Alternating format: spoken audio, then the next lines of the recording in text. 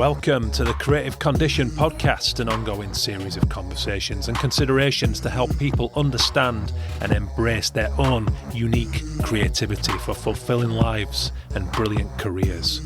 My name is Ben Talon. I'm an illustrator and author, and I bring 16 years of creative industry experience working with the New York Times, The Guardian, the Premier League, and more.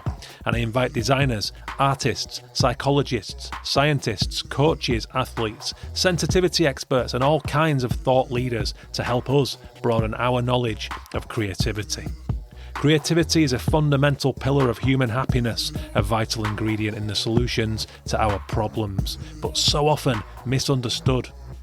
The show is supported by founding sponsor and B Corp, Illustration X. Take a look at their stunning range of illustrators and animators at illustrationx.com. If you like the music for the show, it's by Dirty Freud, who you can listen to now on Spotify and all good music streaming services. I did a garden. It was a sustainable wellbeing garden down in Peckham, 2023, and afterwards, there were all studios around. One of the studios came down to kind of interview us, and she was kind of quite taken aback in the way she was talking to us. I did it with Ruth Campbell, an architect and landscape architect, and she said, I knew that it was going to look different down here, but I wasn't prepared for how it would feel different. Today, I welcome you to UK Grey, a miserable landscape that makes us feel a little more down than we should, and everything seems bleak, and it's the US election, and who knows how that's going to turn out, and it all just gets a bit much in our heads. So I'm talking to Justine Fox, who's a colour psychologist, and she's going to take us into the world of architecture and colour and the thought processes and the industry side of things about that as we discuss and break down why things can't be a little brighter, why there can't be a little bit more consideration in terms of colour, psychology and mood. This is UK Grey on the Creative Condition podcast. Hello and welcome to the show. How are you doing, guys? My name is Ben Talon. As ever, this is the Creative Condition podcast. I thank you for tuning in. And if you're new, hello. It's always lovely to have new people on board, and it's been steadily growing of late, which is a delight. And my numbers are still offensively moderate. But, and it's a big but, because I changed platform earlier this year. It seems like people are getting on board, and I love it. And it's a funny thing to say after 9 years of doing it. But it was always a slow burn because I do a lot of things, and I know that you guys will know fine well what it feels like to bite off far more than you can chew and get lofty ambitions, especially when you're feeling good about things.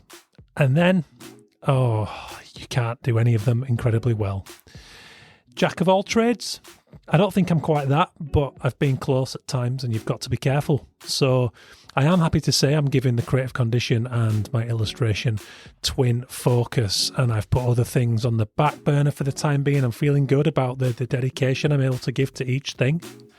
And recently I started doing a little what we've learned and highlights edit episodes, and it was just too far. It was too much. And truth be told, I think you either find time to listen to a podcast or you don't. I think of shows like the Blind Boy podcast, which I'm a huge fan of. Some of the wrestling, the sports, the politics shows that I listen to, and they can go for 2 hours, an hour and a half, and I love it. And I know that I'm in a position where I get to listen to those because I have dog walks and I have studio time when I'm drawing, and I can think while I'm drawing, and it's a wonderful luxury, and I know that not everyone has that. So I tried to do a highlights episode and a what we learned recap, and really what I realised eventually is that the what we learned, even though it's a handy thing to have, it's kind of there in the conversation. That's the whole point. You take what you will from it, and I think you do that through the lens of individuality and your own personality. So in the end, I felt like, do you know what? I think this is quantity over quality. And as far as the highlights goes, I don't know about you guys, but those long ones, if I'm struggling for time, I'll just pick away at them, and that's fine too. So I've gone back to just one episode, but what I am going to be doing, I'm going to be coming at you with some Creative Condition diary episodes soon, because this is another thing. So I think over time you find that there's an organic evolution to this. And the highlights and what we learned was almost panic. It was kind of, how can I how can I put out more content, more regular? And it felt very forced, and it was actually a hell of a lot more work on top of what I was doing, because to cut a highlights episode, you've really got to be zoned in there, and you can't be doing anything else while you're listening. Whereas when I'm editing some of the main episodes, there's such a lovely flowing conversation that my job is just to step in occasionally, cut any excessive erming and ahhing or dead space, and just tighten it up and make sure it flows as well as it can. I can do that while I'm editing work, while I'm drawing, while I'm getting on with other things. And therefore, it's not a major intrusion on the work that my clients are paying me to do. Whereas the highlights, my word, to go through what is already an hour and a half and cut a tight episode, you're talking about twice the time of that, really, at least. So it was starting to get on for half a day, and you think, oh, this is too much. I can't commit to this without a producer. And I don't particularly want to get a producer at this point. I enjoy that side of things. And, you have to find your way. Whereas the diary, the Creative Condition website, is close to launch. It's going to be about a month, I think. I'm just adding the content now. So there's a reading list page. I'm adding the books that I'm recommending on there. The podcast page, of course, I'm making that look all sexy and adding not the whole archive, but kind of the highlights of the archive and all that. So it's good. And when that launches, it's going to be a diary, and it's a kind of raw, unrefined brain dump, essentially, about my weekly, my thoughts day on day, week on week, about creativity and the sort of musings that I have. And what's lovely is when you write a piece, you have to put a bow on it. You have to sum it up nicely. You have to give a strong intro, and you have to tighten the thing up. Again, it's time consuming, and I love writing those things, but doing that more than once a week, once a fortnight, again, is a push, and it ends up eating your time. And as you don't get any younger, you realise that you actually have to be quite controlling and authoritarian with yourself in where you spend your time. But the diary I love, because I've got a physical version, and I pull it out on the bus or on a train, or when I have a thought. I've got the notes app in my phone if I'm just on the move and I've only got my mobile with me. Sometimes I just remember the thing and let it marinate a little bit in the unconscious before splurging it down in the diary. But I'm going to start reading them out and giving some little reflections on those, which I think is a nice idea, because it's very personal, it's very raw, it's very open, it's very vulnerable. And I think it's a nice balance to the guest episodes, which, as I move forward, coaching and illustrating and all the things, I'm not always going to have time to put a guest episode out every week. And that's fine, because you have to follow the trail. What I've learned with any project of passion like this is, if you don't do it that way, you burn out and you start to resent it, and then you move away from it. And the risk is that you don't come back. So that's where I'm at with it all. I think you're going to be very excited to see the website. I certainly am. Put a lot of time into the craft, the background textures, making sure the brand is on point. And it really shows off some of the stuff I've done over the last 10 years, which, if not for this website, I fear would end up as archive material and loved by the very purest few of you listeners, which I massively appreciate, you guys, by the way. So that's where I'm at. It's going to give it a whole new life. It's going to take this stuff out there. It's going to dovetail with the coaching. It's giving me new inspiration in my artwork as I work back through the stories that I've been told over the years. It's an exciting time here in this little garden studio of mine, and I hope it's going to get me on the road a lot more. But that's enough waffling from me. Big thank you to the founding sponsor of the show, the wonderful Illustration X, who do a lot of great work for the illustration industry, which I've been a major part of for 16 years now, almost 17. In fact, the back end of this month, it will be 17 years as a full-time illustrator. Some days, let me tell you, I have no idea how that's been the case, but I do it. I limp and I run and I jump and I crawl and I get there somehow, and I'm still here. So thank you to Illustration X, who are a wonderful agency, and they played a major part of that and do a lot of great work for our industry too. Check them out, illustrationx.com, along with their wonderful Trend X report. Get on their newsletter too. Some great feature projects from the agency give you a real taste of what's going on the front line. I also want to ask you guys to support the Ukrainian Institute, and I know I do that every episode, but their cause has not got any less urgent just because it might be nudged a few places down the news headlines. It's horrific, it's war, but they're being creative, they're being inspiring, and I would love you to go and support them, even if it's just sharing an image from an artist's work that you like over at the ui.org. Sorry, ui.org.ua, no the on the front of that. If you could do that, would be wonderful. If you're in a position to commission them, to support them in another way, then even better. I hope you enjoyed the recent episodes, a couple of autonomous ones from me, talking about personal brand and about the zombie apocalypse and why the allure to that world tells us about our creativity and about what we're getting wrong in this world. I hope you found it interesting. I got some great feedback on it. People telling me they were real preppers. They've got their, hideouts planned. They've got their weapon cache planned for when the zombie apocalypse comes about, and I love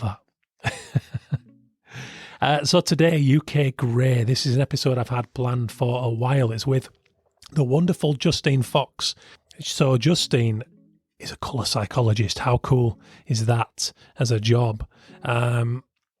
She's wonderful. She does so much great work, and we talked ages ago about colour psychology in design, in broader life, and lots of interesting, nerdy psychology things were going on there. And I'd wanted to get her back for a while because I love just seeing what she's up to with her agency, which I'm going to tell you about in a minute. Episode 42, there you go. So about colour, this is from our website, justinefox.com. Colour is at the heart of our experience. It stimulates our senses and emotions, affecting our choices and behaviours. It is the means by which we engage with our surroundings as citizens and the products within them. Used in the right way, colour can become a powerful tool of transformation. About us, Studio Justine Fox is a colour consultancy with a difference, combining strategic vision, creativity and innovation. We work across all sectors, empowering our clients with innovative ideas which are relevant to their business and stakeholders. Whether used to develop products or brands, drive audience engagement or influence the way we feel, our applied colour knowledge adds tangible commercial and social value. Our distinct approach goes beyond aesthetics, generating colours designed for impact. We combine our knowledge of colour psychology, trend forecasting and consumer insights with creative and effective business development strategies, leveraging the power of colour. Founder Justine Fox is a thought leader in colour, expert in applied colour psychology, colour insights and colour ergonomics. We work with clients on bespoke initiatives including research, installations, training and publications. We regularly devise and contribute to industry events and consult with universities and design associations worldwide to offer fresh thinking and new perspectives. We are passionate about creative collaboration and regularly partner with artists, photographers, graphic designers, interiors, experts, architects and retailers to deliver creative and inspiring projects with colour at their heart. So it's utterly fascinating stuff, and Justine is awesome. And we're talking about UK Grey, which is my way of saying that in these wintry autumn, this time of year onwards, dark nights, it can be fucking miserable, for no want of a better phrase, because your high streets in a lot of towns are run down because of the economic troubles in this country. You've got betting shops, you've got nail bars, you've got cash converters, those kind of shops. Cool independent shops and businesses are shutting at a rapid rate in this country because of previous ills. I hope things are going to improve on that front as we move forward under a new government, but that remains to be seen. And if you're not in the major cities where a lot of money and investment is involved, it really does suck the life out of a place. I know people who live in places like my hometown, and I try to look for the good in places, and I do still see good, especially in my hometown. I always will do. But some people are really down. They see frightened people, paranoid people. They see all those crappy shops that I just mentioned. There's an abundance of litter because there's council cuts, there's less bins, there's less people on the ground picking up the stuff. So all in all, when you've got the news being rammed down your ears 24/7 as well, and the world just feels hopeless, could we not do a little bit more with colour in architecture? Because one of the major features of all this is grey. And I thought, what is that? I know that the raw materials come as a certain colour.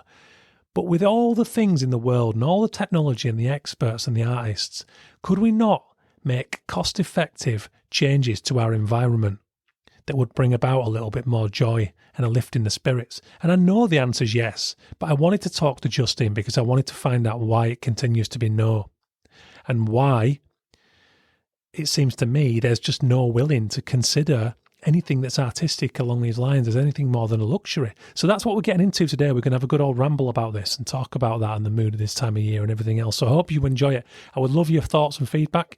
Hit me up, ben@bentalon.com, or on LinkedIn are the best places to get me. But I will be honest, social messaging, I'm not the best. It takes me a while to get back. I often forget and lose messages completely.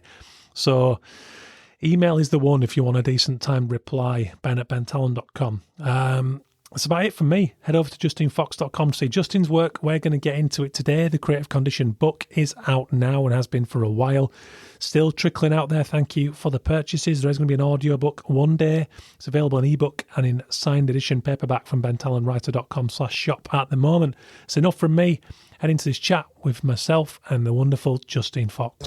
I've kind of pivoted to really focus on the built environment. I think when we first spoke, I was still doing quite a bit of colour development and working with brands a lot more. And I think the year after I chatted to you, I then did a business partnership with an old friend of mine from the colour agency days, and that was really good. It was nice to work with somebody for a change, rather than kind of being on your own and going, oh, is this quite right? So we did some mega projects actually. We had like 2 like amazing installations at London Design Fair. Like we took a really big one 2019, so we had both sides of the aisle, like a really chunky one for Craig and Rose paints. That was like amazing because it was like a colour development, then a design and build that we did with an architecture studio, Studio Shaw, and that was brilliant. And then obviously this cheeky little pandemic popped in and took all our kind of events away. I think people kind of stalled kind of colour development, and everything kind of got pulled into question, didn't it? So we were lucky. We literally just closed a Mexican project just before lockdown. And I remember us like waiting for our flight back, and we were next to a Korean flight, and they're all masked up, and we're like, oh, those crazy, crazy kids are so cautious. And of course, they knew what was going on, and we didn't. So throughout that, I mean, basically, we ended up going our separate ways, but we've like maintained our friendship, which is important. And actually, when I look back, I was really pulling away anyway. So I think I must have been quite a difficult person to work with in a way, because I just, I'd started it a little bit before the pandemic, really like looking around the built environment. We were doing lots of work at the showrooms in Clerkenwell, all different showrooms, and just looking at that area and how it was changing and how it was like developing so rapidly, like these high rises, those particularly like really skinny, tall, like residentials, and they're like whacking them up. Like there's no kind of consideration, or to me, there might have been, but to me it felt like there was no consideration for the people who lived around, who were passing through, or everything was kind of like grey steel. And even those like greys seemed to really like clash, and seemed like people had been kind of designed out of the space in a way. So I actually did my first kind of talk to architects at HOK. We'd been to one of their talks and approached Farah, who was their amazing marketings and comms person.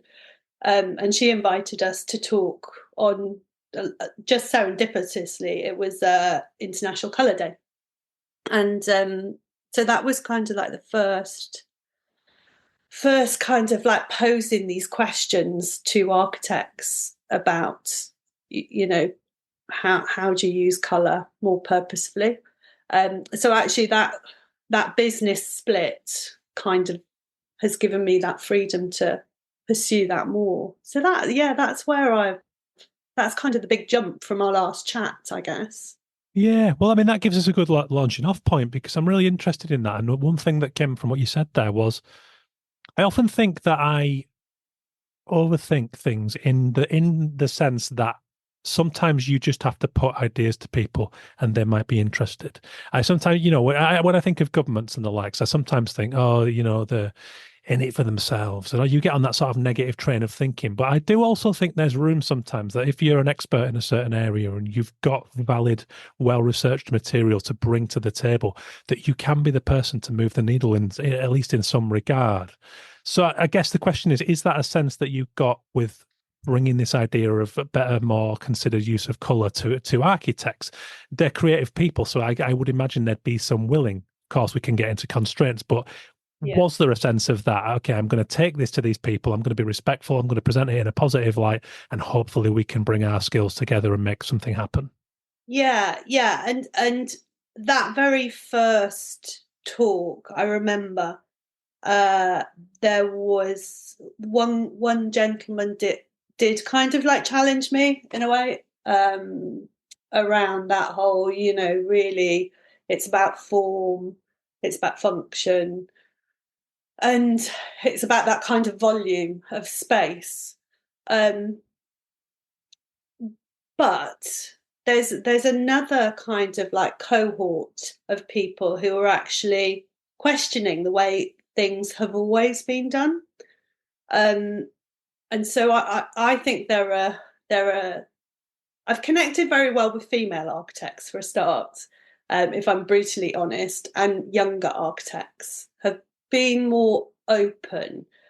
Perhaps older architects are more established, perhaps they're thinking in other constraints, as you say, and perhaps it's difficult to shift that needle past the idea of colour being this decorative, of it being this soft design aspect that is a nice to have rather than a need to have. And I think for architects like that, it's very much, and this is my personal like outsider's view. Obviously, I'm not involved in their projects, but to me, it appears that it's given a kind of artistic aspect to it. So whether it's a commission of a piece of art or it's an artist creating a spatial experience. So they're very different things to the way that I was talking about it. So I think, first of all, my first challenge was to make that case for colour at all. Particularly in an environment where we're pushing towards more sustainability, to reaching better, environmental goals. Then to come along with something like colour, and I think it's people's perception of what you mean when you're talking about colour. They think this colourfulness, this all jazzy, all singing, and actually it is part of the materiality of the project. But I'm talking about how do we take that and we actually shape it so that it's more supportive, so we can support identity, so that we can foster feelings of well-being.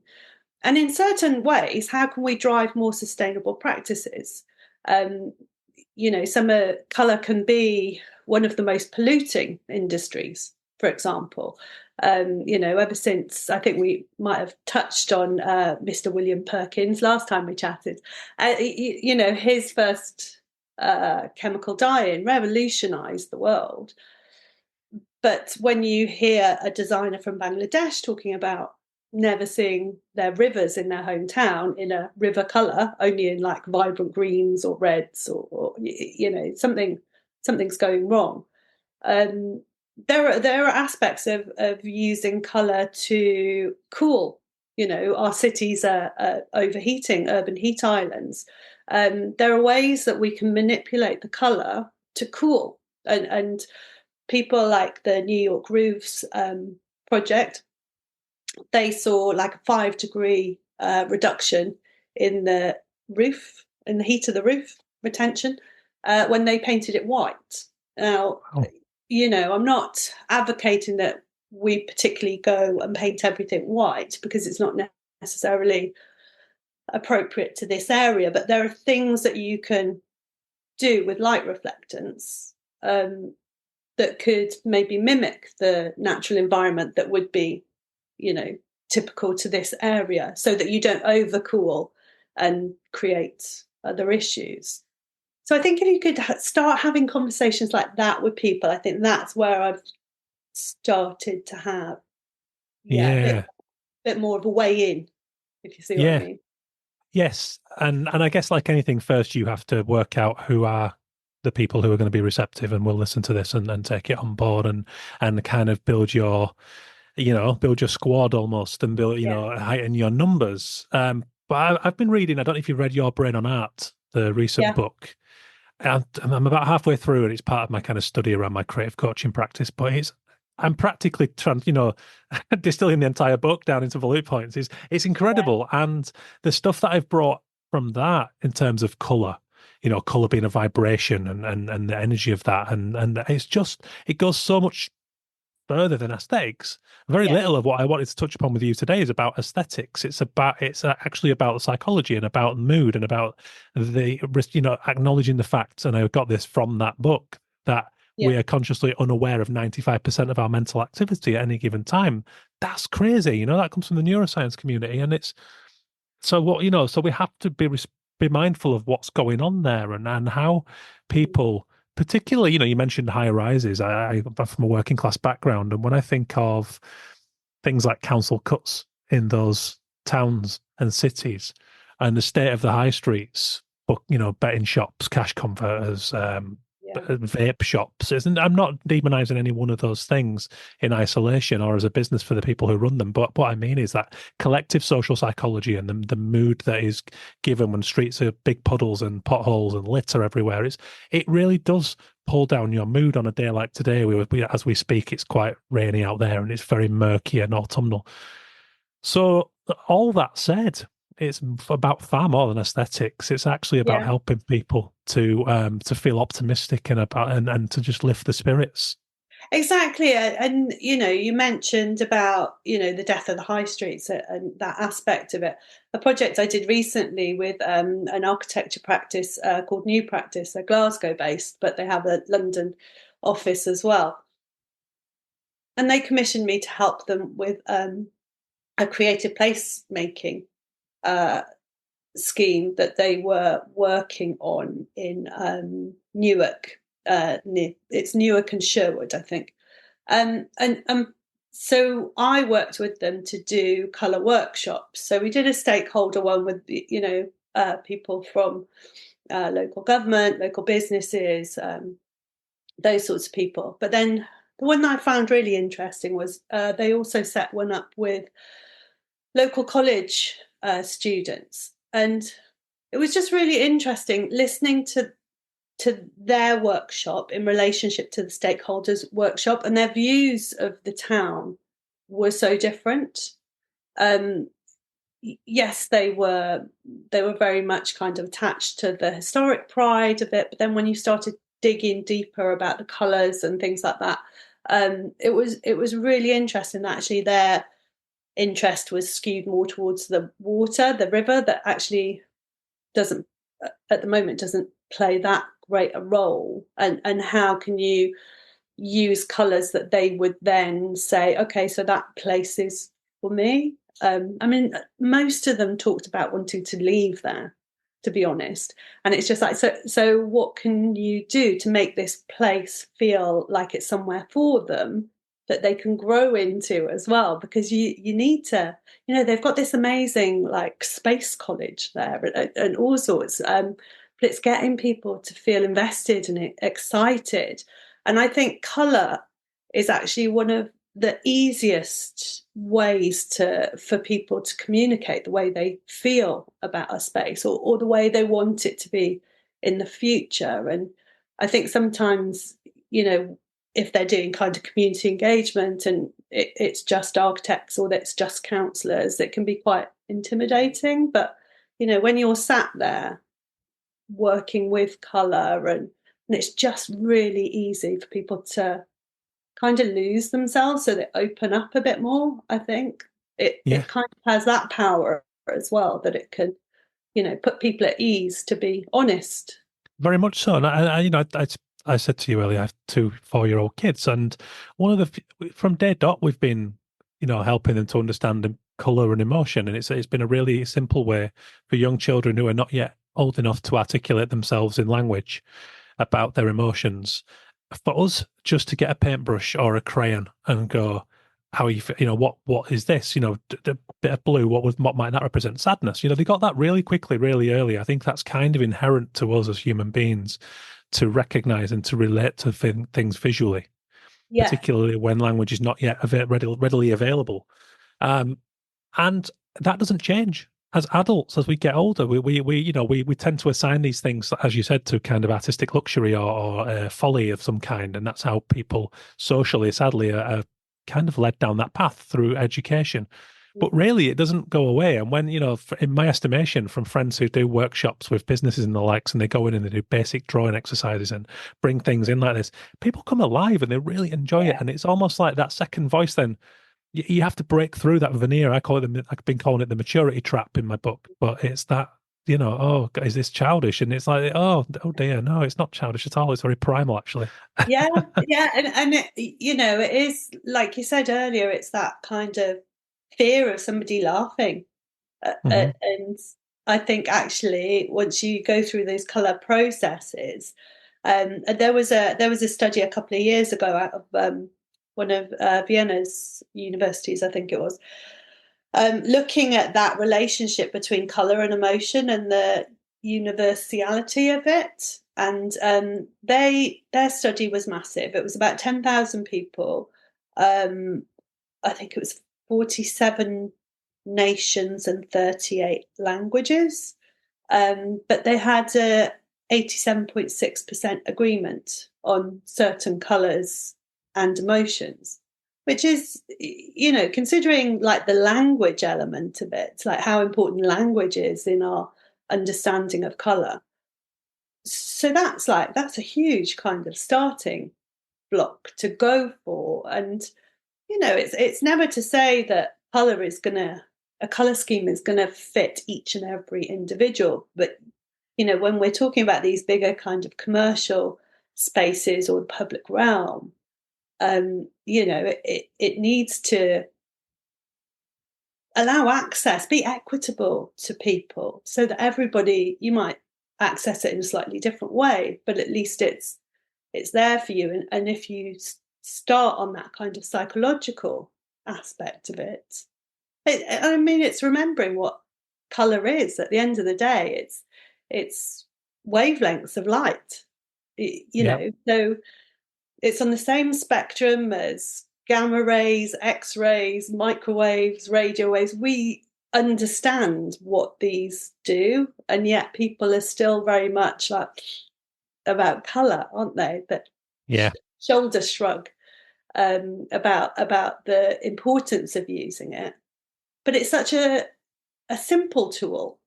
So even if it wasn't doing anything, surely it's better to implement it than not, because you've made sure that you've got all of your bases covered. But I mean, we see the way people react. I did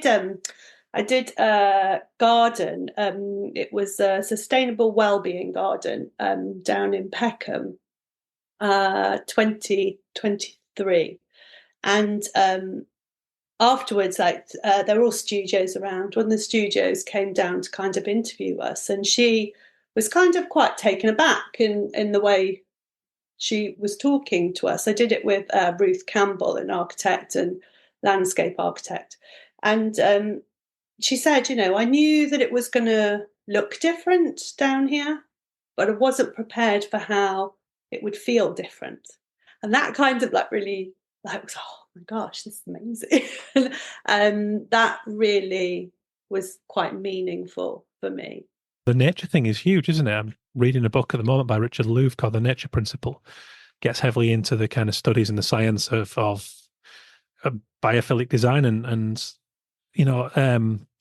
all kinds of greenery in the natural environment, but actually just how critical that is. And I made a couple of notes here. Let me just find them. But there's some of the statistics. So There we go. So 101 schools in Michigan with access to a view of nearby nature had higher standardized test scores and more planned to attend college. Also, fewer reports of criminal behavior. And then it showed that people who've been bracketed as at-risk students show a marked improvement of 27% in test scores related to mastery of science when they learned in a week-long outdoor education program. Now, I know that the forest school thing is on the rise. Like my kids are now, after half term, they're going to be starting forest school, which is literally just learning outdoors for a full day, come rain or shine, in a little wooded area they've got on site at school on a Friday. That was music to my ears, having read all this stuff. It's really taken my understanding as somebody who grew up in Keighley, and I grew up next to an old mill, which very fortunately had all these old gardens that nobody had touched. There's a little window of time between the mill kind of ceasing to exist, it was a wool mill, to being knocked down to make apartments. And in that time, these big rolling gardens, little waterfall, river, where no one really knew it existed, apart from me and about 6 other kids on the streets where we lived. And it was this little haven. But that kind of environment and existing in there, the studies sort of show that even just 20 minutes is enough to lower stress and anxiety.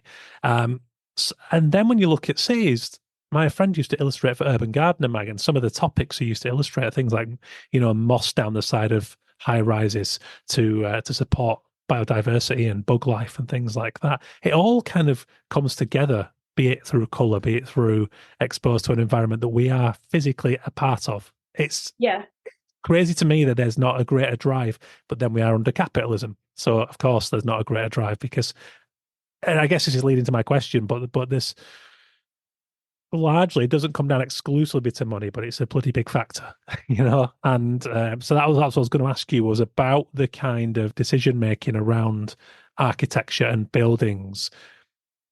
I mean, maybe I don't know how much about that in terms of all of that, but my guess would be that predominantly this is about cost. Yeah. So I in kind of conversations, obviously, like you're trying to build a new business, and in conversations with certain aspects, I think until these things are pushed as a must-have, the budget won't be made. And yet, actually, there are certain studies that kind of show that an apartment will sell for more money in like a certain colour, or it's done in a certain way. And so when you look at it, not just from the kind of well-being aspect, but fiscally, talking about things like, I mean, we haven't necessarily moved on to diversity and inclusion, but if you're looking at companies who employ a range of different neurodiversities, and that's like their active recruitment process, well, they're actually increasing their revenue by like two times, so there is value in that, and in considering how humans actually interact with the world. So yes, there's taking on the natural environment, and I've just done a piece of kind of research for an interior design practice who are doing a hospital, and I came across like similar things to you about the recovery rate of patients who have access to a window, and particularly if it then looks out onto a blue scene, like even more amazing. So when these statistics are starting to come in, this is what's kind of going to drive the business. But like you say, it's cost. And I've been told of one architect who I didn't do a project with, but he was telling me about a project that they'd won. And it had been won on the basis of a colour like research that they proposed. And then once it actually went into build, the contractors take over, the architects kind of stood back. And they changed so much of it to a grey for maintenance purposes. And they said because it's better to maintain it. And I've questioned a few brands about this, like, because they're familiar with these types of product.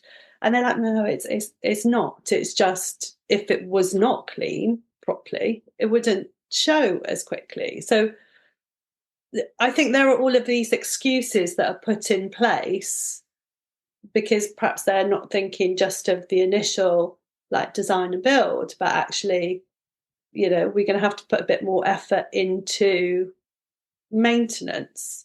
But then if you're thinking of the bigger picture, why stick with a one maintenance stream where actually what we're wanting to do is improve the health overall and reduce the costs in a greater way? You know, healthier people don't necessarily spend that much time in hospital.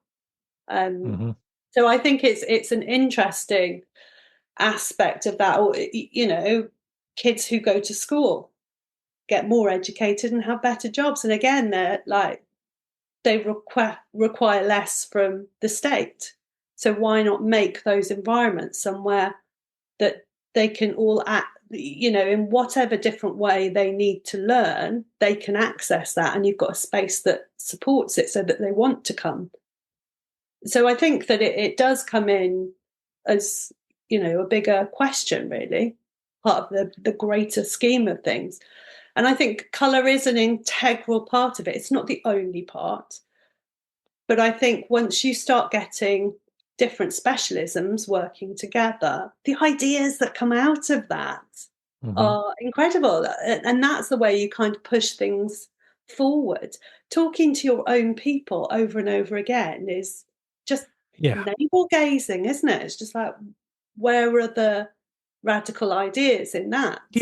Yeah, it's no collaboration. It's the little committees that have always kind of held dear to the power, and it's perpetuating the old way, which is because we've always done it this way. We'll continue to do it that way because it's too much hassle to think about this amazing thing that's going to help everyone. That's it. But you know, and I'm always quite happy for somebody to challenge me. It's just like, well, you know, to call it out, to say, but that makes no sense, so kind of explain it, you know, because like you say, sometimes you get caught up in your whole little world that you're not questioning, and it's just like, but what if? And I think that's where like the ideas come, and that's certainly where I've like really enjoyed collaborating with other disciplines. You know, I remember with the garden, and Ruth saying, you know, we want like a nice neutral. We even though it's going to be a kind of upcycled garden, we don't want it to look, we want it to still have an architectural quality to it. So we're thinking a nice neutral, like a grey. And of course I gave them like plaster pink, and she was, you know, there was the first initial kind of like, but then when they saw how it related to everything else, you know, it kind of opened their world as well. And, you know, all of those colours were selected to support the biophilic element was the hero. So it's just like, all right, how do we use colour to support how that's going to change, how they've already designed it to change as well, is really important. Because you have these like little, I remember posting a little video of the Strand, and I think it's LDA design, the garden architects, the landscape architects, where they've blocked off the Strand. It's just something really simple, but it's a service, so a service road, and it's got bollards to, you know, stop cars going down there. But they haven't just done the normal black, slot them up, slot them down. They kind of glide across in a diagonal motion, and then they've rendered them in this beautiful kind of henna-coloured metallic paint. And there's just this poetic beauty in it. I posted it. It's the I had to take it down off my Instagram because I don't like that much attention, and people were getting like really. The conversation was like, some people were really angry about the spend, and it was like, but it has to be there, so why not make it a little piece of joy? It's the straight to the you know, we live, we've allowed ourselves, I think, as a culture, as a society, to become so fixed upon logic and justification of everything, when Going back to the stat about the sort of 95% of unknown conscious mental activity, is like that. I think we can be arrogant as humans, you know. I think we don't know everything that's going on, but when we do know this incredible stuff, and we feel that, this is the difference, isn't it? It's the feeling rather than a spreadsheet and the data.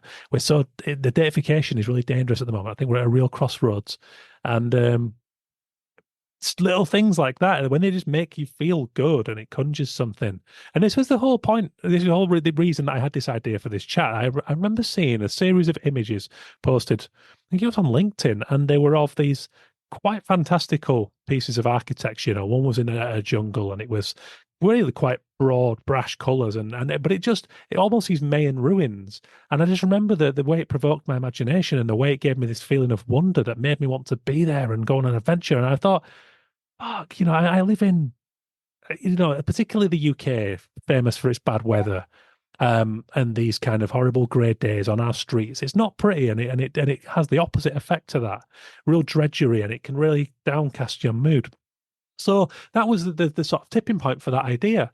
And I think when you feel that way about something, you at least surely owe it to yourself to explore it a little more, to investigate that feeling and think, okay, how do we harness that? Because if we could give that to people who feel a little downtrodden and forgotten about, then surely we'd be re-engaging communities, which will be a wonderful starting point for the malaise that we're currently in. Absolutely. You know, one of the things I love, and I had a little, one of those little Facebook memories came up the other day. It's the only reason I keep Facebook, because I just want those little memories to pop up so often. And I've got this thing about mundane colour palettes. And it's obviously, you know, just after the pandemic, I'm taking the kids to school up in Haggerston, and just all the little road markings, you know, when they're about to do a job on the road, and so they might slash a bit of fluorescent pink, or there's like purple, like all of these, and then their relationship to the materials around them and things like that. They all popped up the other day, and they're so kind of joyful, and it's taking those elements and accepting that that's, you know, that's where urban art is like so amazing, because it gives people these like joyful moments. But it's, you know, how does that then lead? How do you harmonize those together to really kind of augment the experience? So we know that we're getting these feelings, and an old client of ours they do this thing in Mexico where it's about, you know, boosting the local communities and things like that. So it's quite a long ongoing project, and one of the earliest ones, a town that was kind of filled with cartel activity, high murder rates, high levels of domestic abuse. They went in there, and the video is amazing. And the first thing they do is they kind of go in, they paint everything white. So it's almost like this ritual of like cleansing off all that greyness, and okay, like fresh slate, let's start again. And then the graphic artists, the Jaman crew, they go in there. Mibe is the kind of lead guy. They go in there, and I mean, it is like uber colourful. So, but I think there it works because there's the situational perspective of it. So the town is kind of built on a hill. So they're not looking in on each other, they're looking outwards. You know, they look across this like landscape.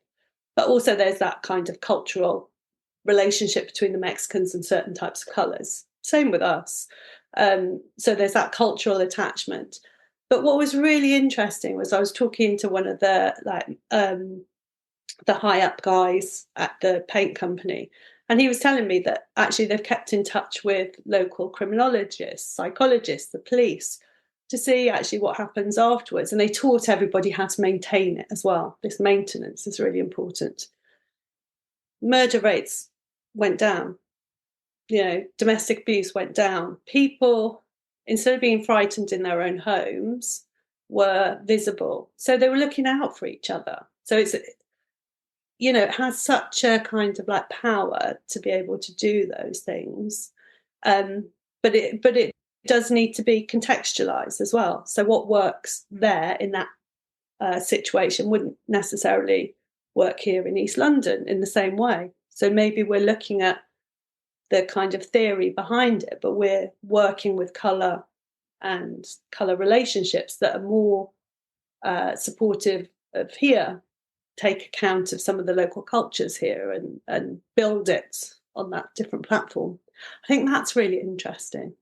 I think that's the thing. And when that story behind it all and the local customs and cultures, it becomes a rounded conversation, and you include people, especially the people who are perhaps from lower income backgrounds or areas. And I don't know, speaking specifically there, if it's the same as here, where we have areas that are really quite run down and people are sort of almost just put there who are on lower income. But if everyone's got a voice and a part to play in that, and don't get me wrong, you don't want to go back down the road that we touched upon where, certain people are up in arms because it's change and whatever else, because you just end up then with no solution whatsoever. However, if you can bring everyone in with that, it lifts people because they feel listened to and heard and a part of something. And that is just so vital to human well-being. Yeah. And the workshops that I've done with residents, there's another project where residents were going through a regeneration redevelopment. So in basic terms, it means like we knock down your houses and build new ones. So it's quite a traumatic experience, I imagine. It's not something I would want to go through. But actually that developer put in place like this whole kind of cultural strategy with a strategist called Rebecca Heald. And so she brought me in. She'd done like loads of work, taking the residents on, understanding different aspects of the area, different cultural aspects, understanding the aspects of street art. And then she brought me in to do workshops with them on colour. And I think what's really important with those workshops is actually to lay out a bit of, colour psychology education to start off, give people the tools so that they know what they're shaping. And this was because of the way that the redevelopment was reconfiguring space. It opened up a couple of acres of green land that they didn't have before, and then a wall for a mural. And, rather than it be, let's get famous artists to put something very bright and colourful up, they spoke to the residents. And so we built like a palette that would then inform the artist. And actually what they were putting together was very different. But in the same way that you see in a colour trend meeting, it knows what you're looking for are areas of commonality. But with these residents, even though they were working in different groups, you were seeing these kind of like threads coming through. And it's just explaining like, how do you want this colour to make you feel? It's not about how it looks, but how do you want it to make you feel?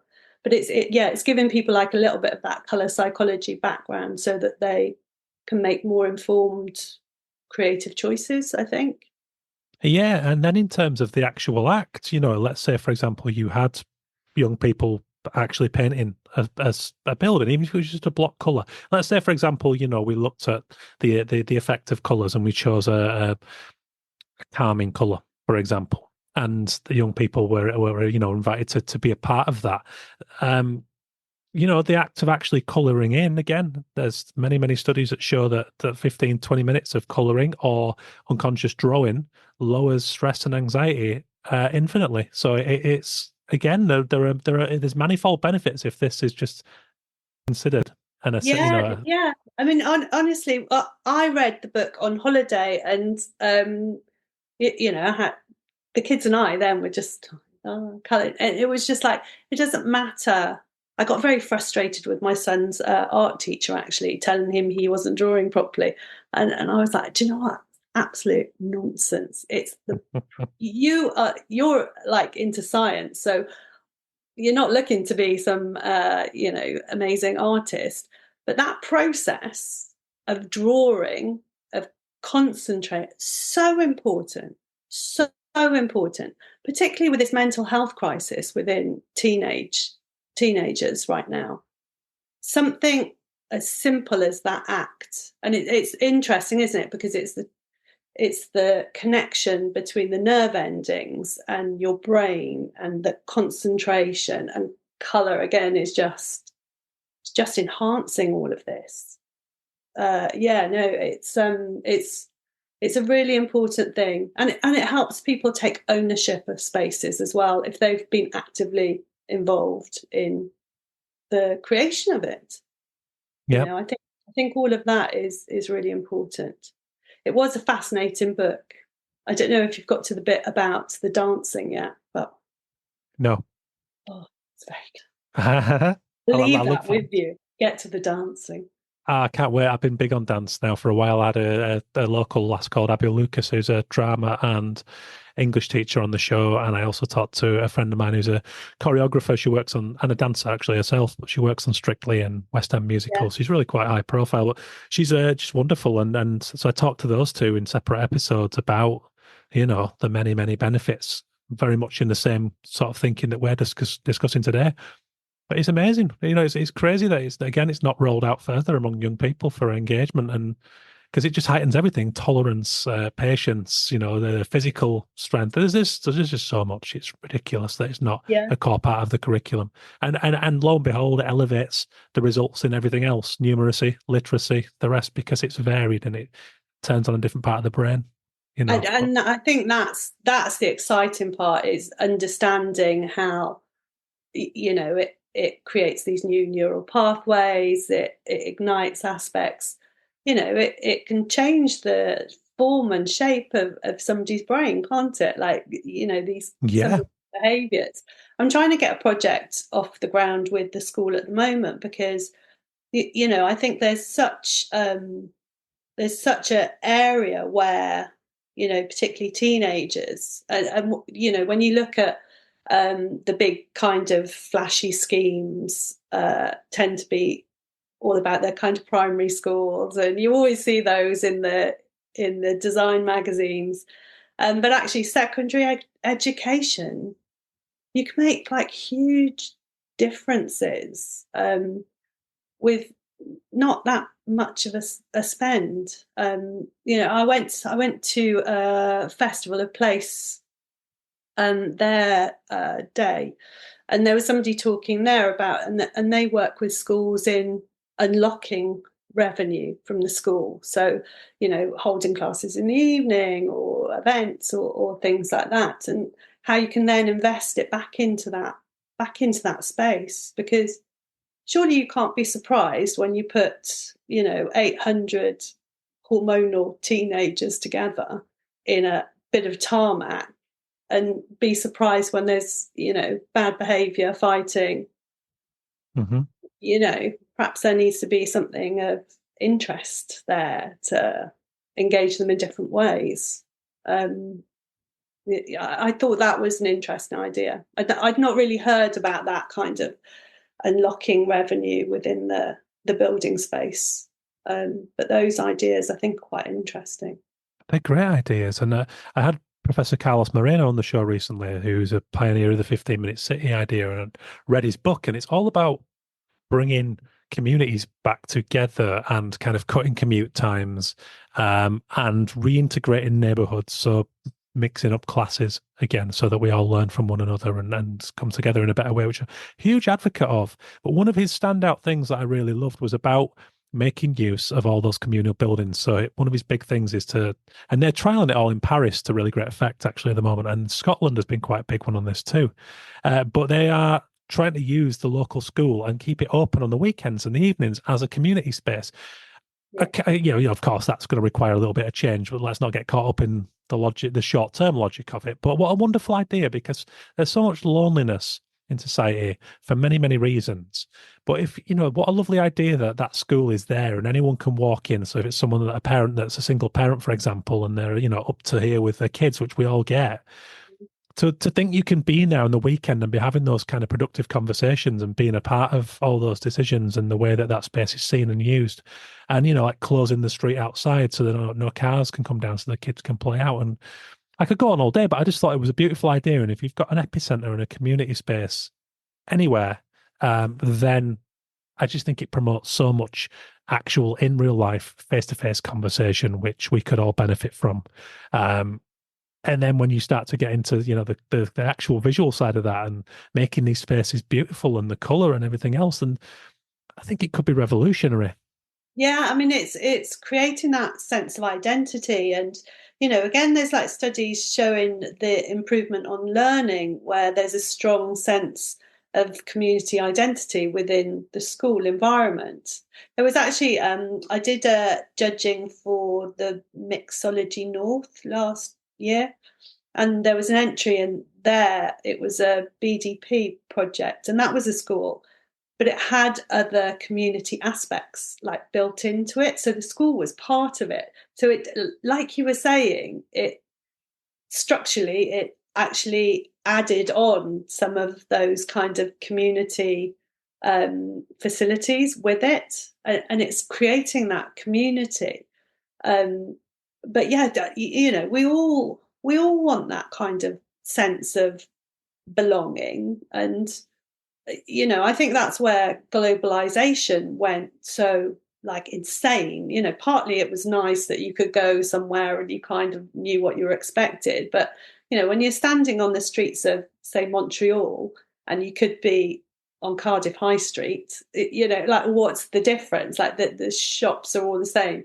And it messes with your kind of navigation, and that's part of your sense of well-being, isn't it?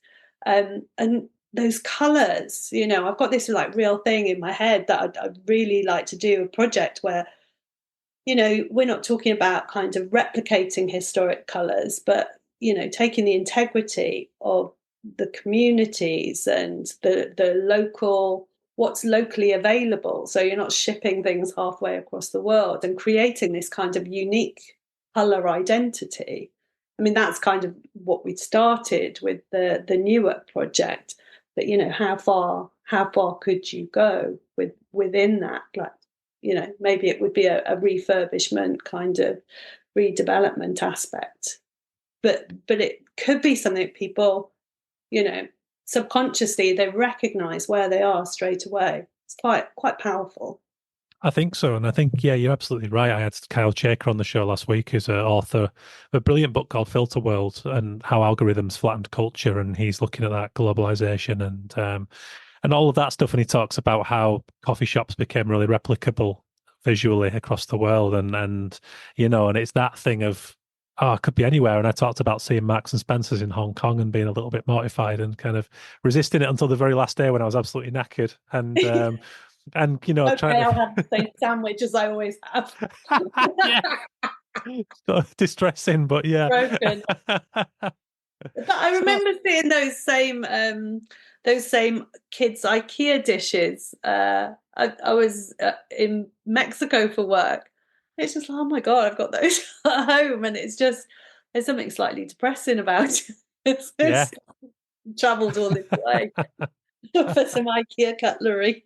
So I wanted to ask you: are there any kind of immediate? So let's say, budget wasn't a thing. You got given the full creative control of everything, and I'm speaking now in specific respects to kind of outdoor urban architecture, towns, cities, estates. So what are there any sort of simple changes that you would, if you were given that control now, that you would like to make? I mean, I just think in my own little example is there's both a little Mexican restaurant a few streets down from where we live here in Salisbury called Tinga, and it's kind of these beautiful vivid teals and turquoise blues.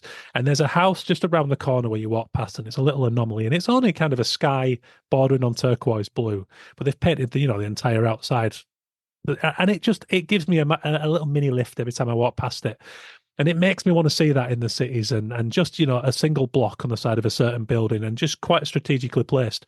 That's just my little wandering imagination. But I wanted to ask you if there's anything that you would do in that regard. Is there any immediate steps that you would take to kind of to implement something more positive in our towns and cities in that regard? Yeah, I would. I'd love to, talk to planners about kind of the purpose of colours and actually using we need these activation spaces. We need like your Mexican restaurant that's going to kind of like lift your mood and everything. But we also need these like places to pause and places to be quiet, even in a city, places where you can kind of, lift yourself up a bit as well. So I would be talking to them about, okay, so let's have a look at these journeys that we're taking through. How can we navigate through? Because actually what we need as human beings is not a plethora of rainbows. We need that kind of color cadence that's going to like lead us through a space. So we've got that rhythm of it. And that's really what we kind of connect with. Again, it's thinking about how these colors change like through different parts of the day. Like how can we plan for our kind of circadian rhythms, like how it changes? How can we enhance that? Because we know when we're connected in that way, again, it enhances our like idea of well-being. And you can go to places and have that kind of done, but how many people can actually afford that? So again, it's kind of using colour to democratise well-being, to democratise that feeling of being connected in. So that would be, I would love to kind of speak to planners about those aspects, because at the moment I feel like there's a bit of a hands-off approach. I went to my first kind of town planning, local plan meeting, not last year, the year before, and they talked around kind of creating green corridors, the importance of more family living, more electric transport and things like that. And when they were showing these areas of development, what they designated should go there, and I put my hand up, what about, what's your colour recommendations? And the planner like kind of looked horrified and just like, oh my God, like, that's nothing to do with us. And it's like, but surely you're advocates for your residents. And so there are simple like colour plans that you could put in place. It doesn't have to be prescriptive. So I'm not talking about creating this tightly controlled Stepford utopia.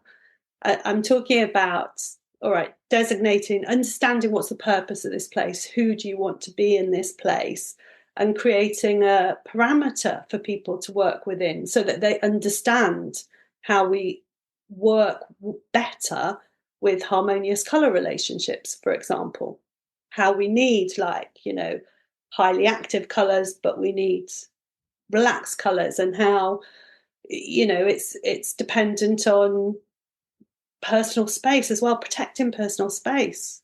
When you see some of these, and it tends to be in the social housing area, all of a sudden, I don't know whether it's because it's cheaper materials and they feel, let's jazz it up a bit. But that intensity of colour is actually projecting into somebody's private space through their windows. Mm-hmm. So those would be like kind of my first, I would love to get my hands on some planners and developers that are, who are developing perhaps a new area. Let's start there. Let's see what we can do. There's still loads more testing that needs to be done. That's, the problem is people want, like you say, data.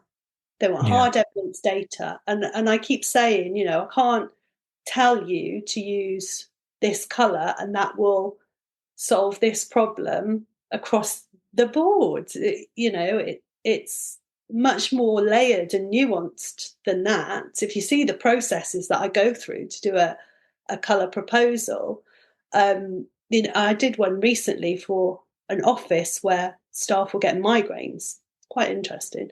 So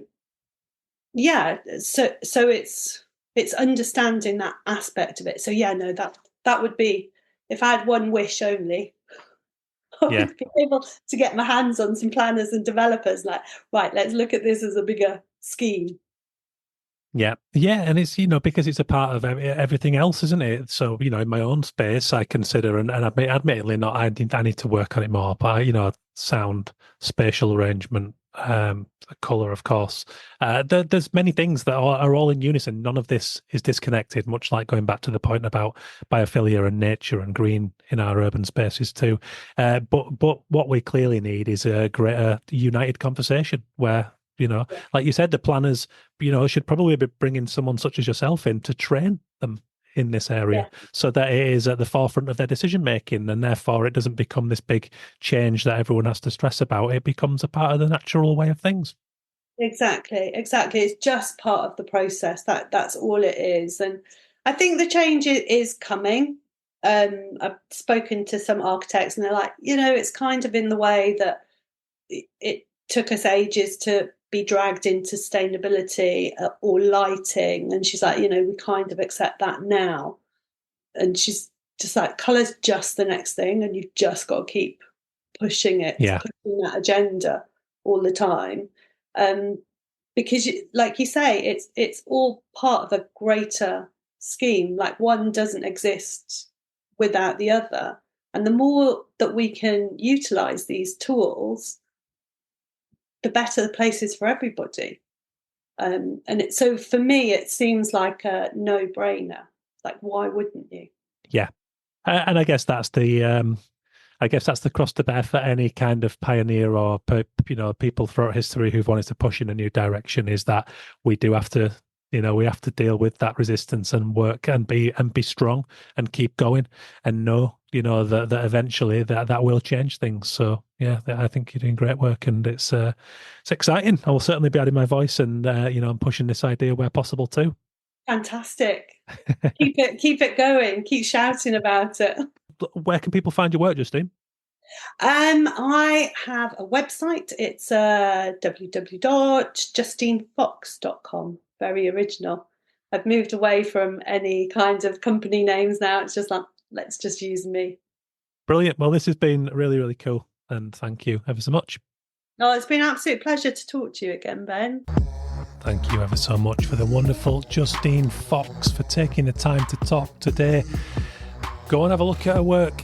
Studio Justine Fox over at justinefox.com. She's brilliant, and I hope you enjoyed that. I would love your thoughts. I had a lot of fun talking about this one, and I think about it a lot as I walk around the streets, and particularly on the days when I'm a little low myself and I, go for a wander around town, change your scene, all that stuff when you're often in your own head. And there's just something about the colour palette in this country this time of year. A lot of puddles, a lot more rain than we've been used to because of the climate crisis, and there's a lot of visible triggers for bad moods. But let's pull our heads together and see if we can bring up a cause for just something a little more ambitious on that front. I remember walking through, there's a tunnel in Salisbury near one of the shopping arcades recently, and I met a local artist who was painting a mural in there, and it was beautiful. It was quite graphic in style, very bold black lines, a lot of flora and fauna and animals, and it wasn't moving the needle, but what it did was noticeably elevate the mood in that little underpass, which again, those kind of fluoro tube lights and bits of litter and bits of graffiti, and it just completely transformed it. And my wife and I found ourselves stood talking to an old couple who were really loving it and loving had just the transformation in mood that it brought about. What I've also seen living in a place like Salisbury is when other murals go up and you get resistance from I hate to say, but a slightly older part of the population who tend to round on this stuff as, oh, bloody horrible, it's not my style, get it down. And there's that kind of kickback often. And I think that's what came up in the chat with Justine there. It causes councils to second guess it because they can't be bothered with the headache and the nonsense and all the, the voting and everything else. Now, I could understand it if this was pulling down trees or bulldozing a local park, stuff, polluting the river. But what you find is you never get discourse around that stuff. You have to write to your MP and then it doesn't go anywhere, and that stuff goes on anyway because it's all a bit dodgy, let's be honest. But everyone's heads is on the stuff where you think it matters, but is it really worth getting your knickers in a twist about? And I don't think it is personally. So it's slightly irritating, but I would love to see some progress because I really think it could help people, specifically at these during these times when you see architecture that does that and it wows and it stands out in a place. And it doesn't have to be loud, it doesn't have to be technicolor, it can be subtle changes of colour according to all the great information that we have today. And I'll tell you what, I don't think anybody would argue. We need it, don't we? It can be bleak out there. So anyway, food for thought. The Creative Condition book is out now, bentallenwriter.com/shop. Get your paperback or your e-back on Amazon Kindle. Coaching programs available. Get in touch. Soft launch at the moment. I am talking to a number of people to get stuff booked in. There's been a few bookings recently. I got my first longer term coaching client. There's a lot of feet finding at the minute, so there's some favourable rates on the table if you want to get involved. As of next year, when I've done all the pilots and everything, I'm going to be hitting the ground running, and I want to get it out to you and your business, help you to understand the fullest of creativity and how to action it in very digestible forms with my Anatomy of Creativity framework. You can also get your Anatomy of Creativity map at the same place. It's also available at bentalonwriter.com/shop as an ebook for the price of a pint. As the price of pints goes up or down, I will move it accordingly. It's a value thing. We've all bought that extra beer and not thought twice about it. Surely you can extend to treating yourself to a framework of creativity map that's taken me over 10 years to put together. There you have it. Big thank you to the founding sponsor of the show, illustrationx.com. Thank you also to the Ukrainian Institute for the awesome, brave work they're doing. Go and support them, ui.org.ua. That's enough from me. Get in touch if you want. Ben at bentalon.com. I would love your feedback on this show. And until next week, see you later, guys. Stay creative.